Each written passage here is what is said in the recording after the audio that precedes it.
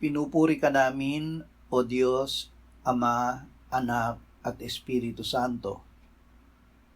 Salamat, Ama, na ibinigay mo sa amin si Jesus na iyong anak na namatay para sa aming kasalanan, iyong muling binuhay, iniakyat at iniluklok sa iyong kanan sa langit.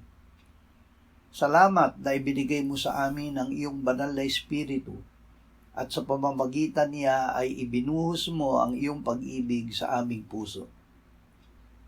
Panginoong Jesus, puspusin mo kami ng Espiritu Santo upang kami ay makapagsalita sa isa't isa sa mga awit, himno at awiting espiritual, nag-aawitan at gumagawa ng himig sa aming puso sa Panginoon.